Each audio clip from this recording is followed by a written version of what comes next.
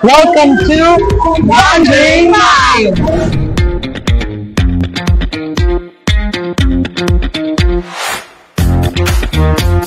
In the Space Dome.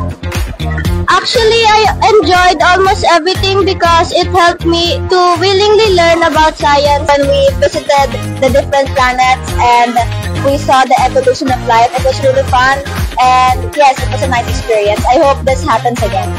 My favorite experience about the science exhibit is that I get to feel the most mind-blowing, the most interesting, and the most very mind-blowing science exhibit in La Consolacion College! Thank you po!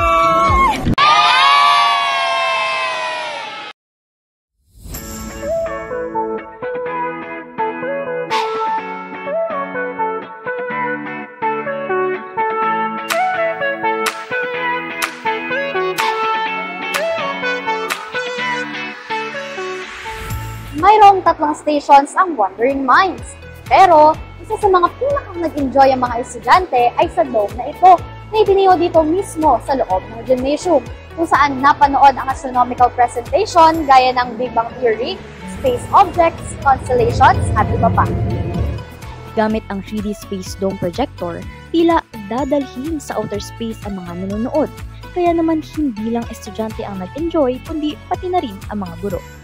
Sa Station 2, tampok ang tungkol sa climate change, artificial intelligence, production of energy gamit ang solar panel, bicycle, at iba pa. Habang sa Station 3 naman, tinalakay ang tungkol sa planet Mars. Ayon kasi sa research ng NASA, may posibilidad na matirhan ang nasabing planeta. Ipinakita din sa estasyong ito ang meteorite samples, Miniature International Space Station, at iba pang makikita sa outer space.